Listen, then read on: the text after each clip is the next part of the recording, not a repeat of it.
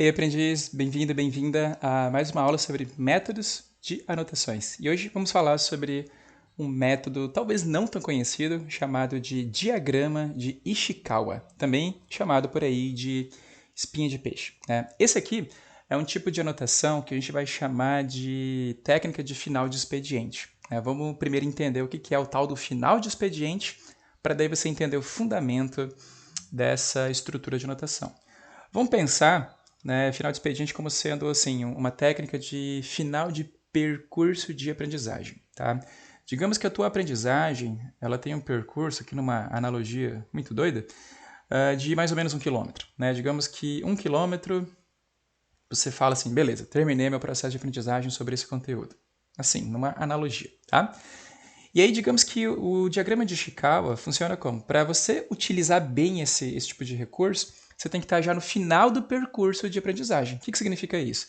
Quer dizer que você já começou o percurso, né? Você já viu uma aula, aí de repente você já leu material, aí de repente você já produziu algumas anotações, você já fez alguns exercícios, e aí com isso, ó, eu já percorri uma parte do meu percurso, né? E aí com isso, eu já tenho o quê? Eu já tenho uma base, eu já tenho uma visão geral da coisa. E o diagrama de Ishikawa é um tipo de anotação, um tipo de recurso que funciona melhor se você tiver essa base, tá? Então vamos entender o que é essa base e por que, aliás, o que é o diagrama de Ishikawa e por que ele cabe bem aqui, tá? Então se eu fizer o uso do diagrama de Ishikawa, ele vai caber aqui no final do processo, no final do percurso de aprendizagem.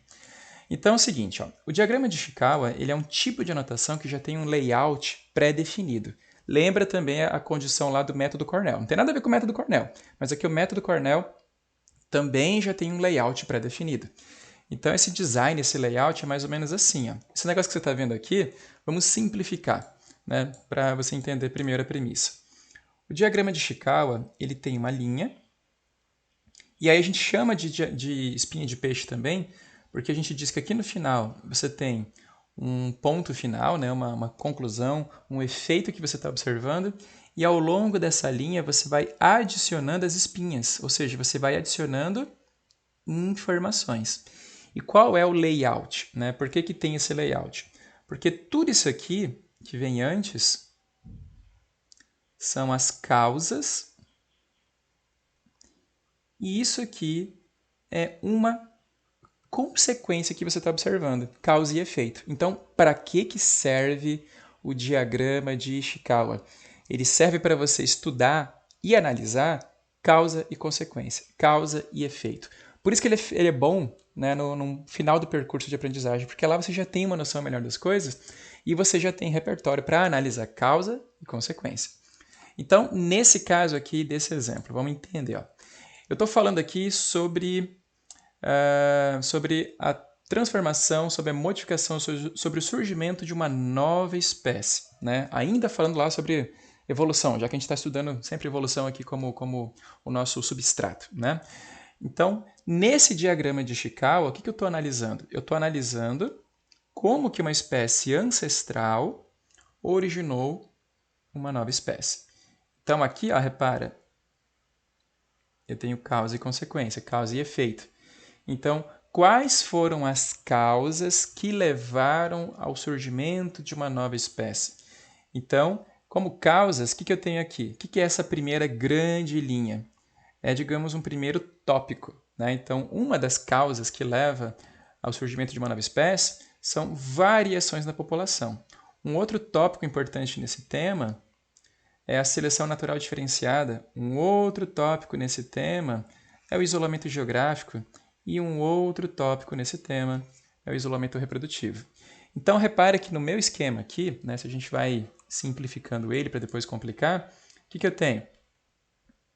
Eu tenho aqui a linha principal e o efeito observado. E aí, no meu caso ali, eu tenho uma, duas, três, quatro espinhas, digamos assim, certo?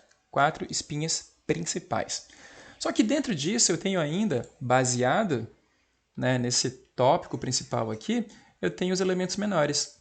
Então, quando eu falo da variação na população, eu tenho a característica dos mais aptos à sobrevivência, eu tenho os fatores de adaptação já estabelecidos na população, eu tenho vantagem de sobrevivência e, enfim, fatores relacionados à variação.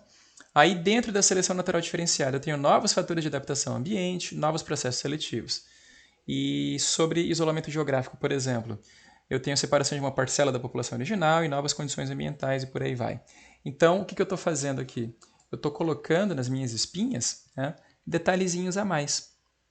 E esses detalhezinhos a mais, eles estão aqui relacionados, né, cada um com a sua espinha. E todos eles relacionados entre si com esse efeito final, né, com essa consequência final.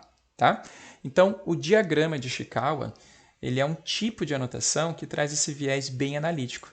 Você vai ouvir falar muito disso aqui na área principalmente de administração, gestão e marketing. Né? Então, por exemplo, aqui, ó, isso aqui é um diagrama de Ishikawa que o povo da administração usa muito. Né? O que eu tenho ali? Eu tenho, de repente, um problema na minha empresa. E aí eu tenho que analisar, eu tenho que dissecar esse problema. Né? Isso aqui é uma consequência, isso aqui é o efeito. Quais são as suas causas? Aí eu vou ter que analisar. Ah, será que o problema, o efeito que eu tenho lá na minha empresa, é algum método? Será que é material? Será que é mão de obra? É maquinário? São as medidas que a gente usa? É o meio ambiente? E dentro disso, quais são as causas dentro de cada coisa? Então, repara, método aqui, ó, é uma espinha. E aí dentro disso eu tenho 1, 2, 3 elementos. Material é outra espinha. Eu tenho ali 1, 2, 3, né, situações e por aí vai. Então, dentro da proposta do diagrama de Ishikawa, para que ele serve? Ele serve para você ter algo mais ou menos assim. Ó, né? Se eu pegar esse aqui genérico e transformar em algo mais concreto, eu tenho lá, por exemplo, uma fábrica, uma empresa, um produto com defeito. Então, eu vendo um produto, ele está com defeito. Então, o que pode gerar, né, esse efeito? Quais são as causas que levam a esse efeito? Quais são as causas que levam a essa consequência?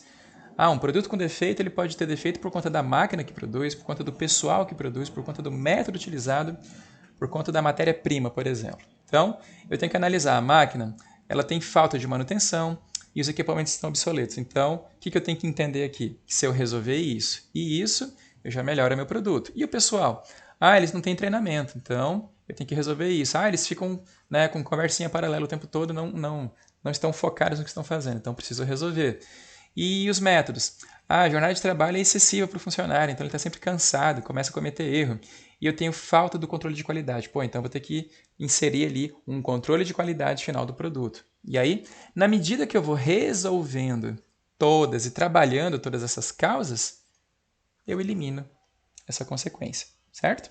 Então, repare que o diagrama de Ishikawa, ele sempre tem um viés de causa e consequência, onde eu vou sempre olhar primeiro para cá, para a consequência, para o efeito, e vou, a partir dele, dissecar o processo em todas as suas etapas, certo? Então, o diagrama de Ishikawa vai ter essa premissa, né, de favorecer um processo mais analítico.